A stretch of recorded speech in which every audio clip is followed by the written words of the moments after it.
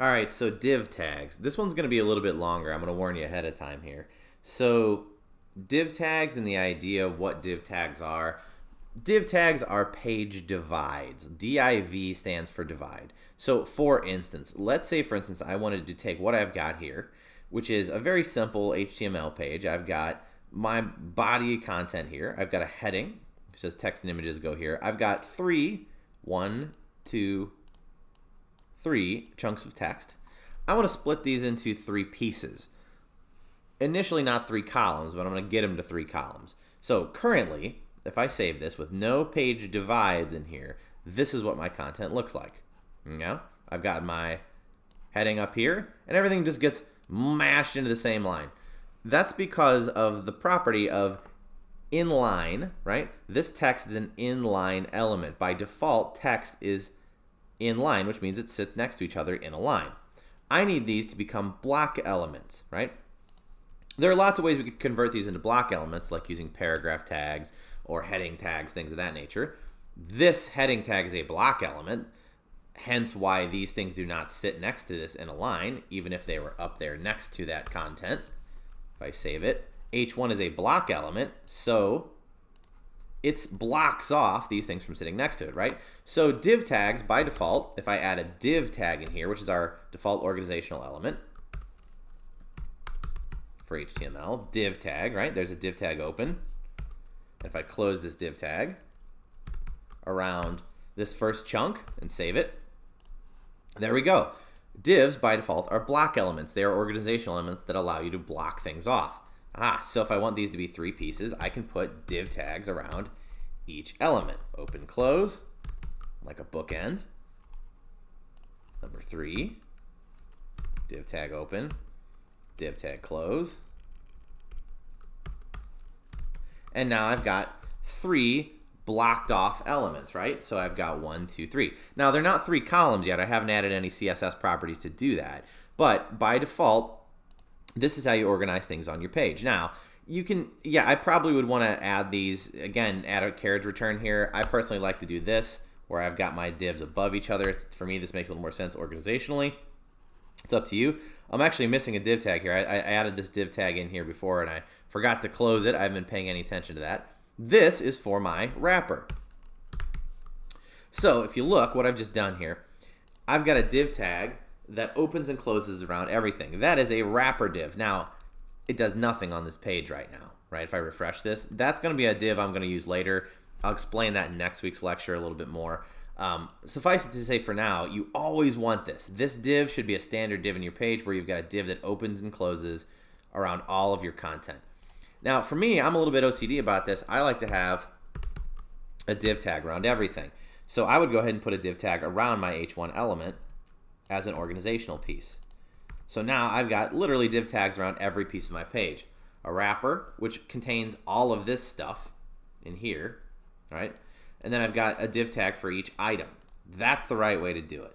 So div tags for starters, that's what you want to do. You want to just pop div tags around absolutely everything, especially everything that you want to be its own row of content. Now I've got individual rows of content.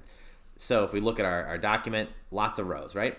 So let's say, for instance, I wanted these divs to be next to each other. We wanted to do some columns. Okay.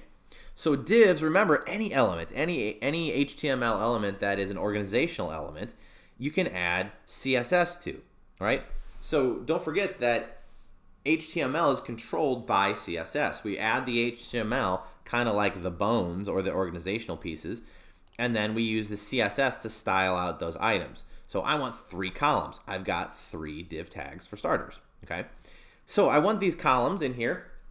Lots of ways we could do this. I'm going to do this the kind of simple HTML CSS combined methodology by using a div tag with a class, okay?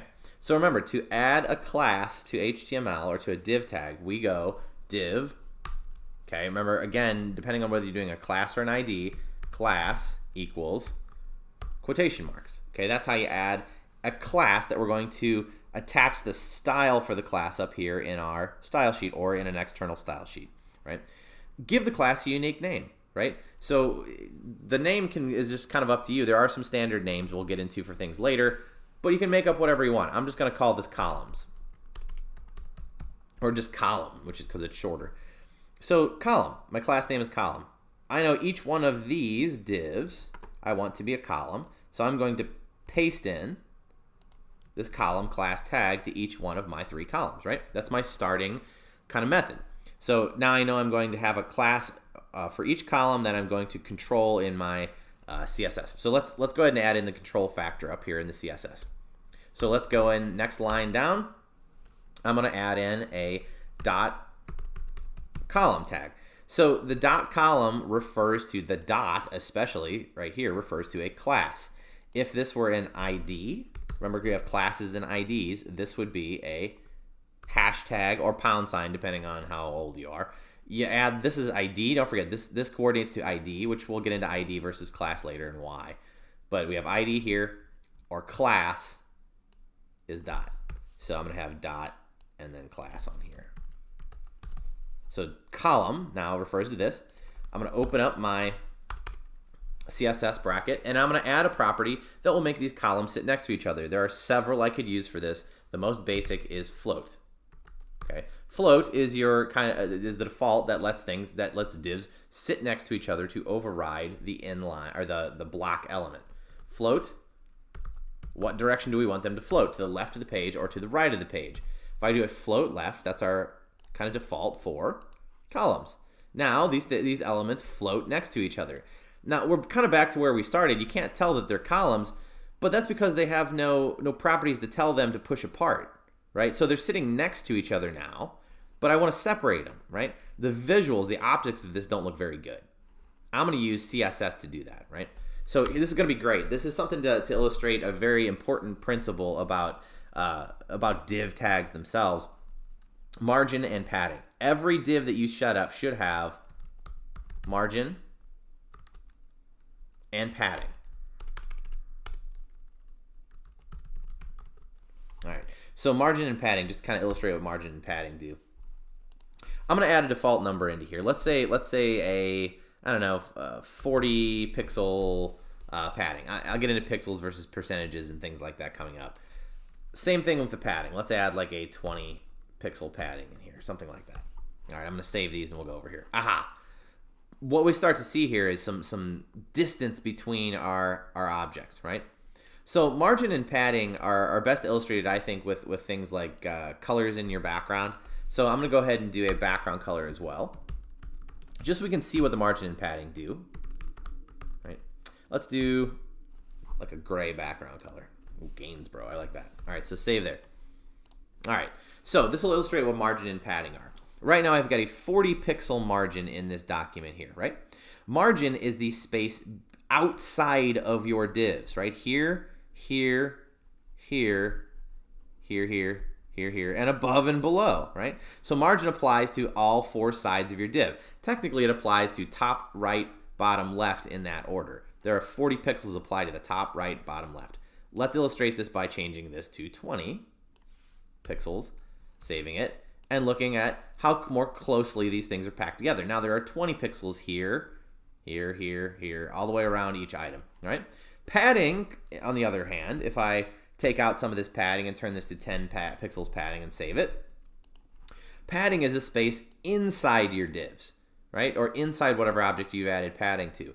So now this text is closer to the edge of my document. Do not forget this. Padding is for the stuff inside your div. Margin is for the stuff outside. How do you move the div itself around? Through margin. How do you move the stuff inside the div? Through padding. So I kind of clarify that a little bit. I feel like a lot of people confuse what margin and padding are. I'm kind of beating that to death, I know.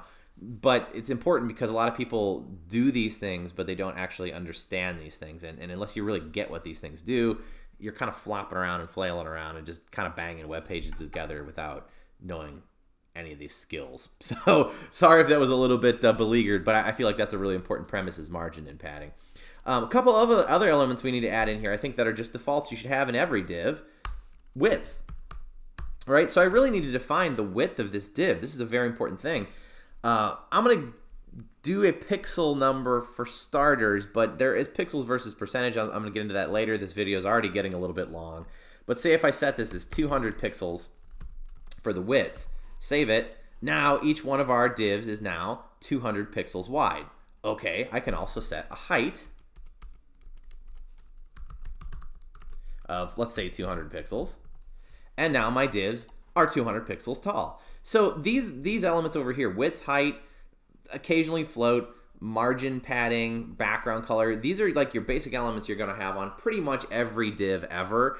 This is how you construct page layout, is through divs. So breaking down divs, I know that's a lot of stuff to kind of cram in here. I'm going to get way further into this with more lectures. I just wanted to kind of illustrate what the idea of proper HTML, CSS combined link is, again, with an internal style tag, and how do you apply that to a div.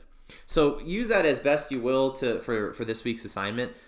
If you have questions, if you again, hopefully this was really easy for you, but if it wasn't really easy, let's say you jumped into this and you don't have a whole lot of background experience and this stuff's very confusing to you, then don't hesitate to, again, contact me for more extra help. I can make more videos. I can go into more depth with this stuff. That's no big deal. Just let me know what you guys need and I can do it. Hopefully this is easy this week and we can just move on. So good luck.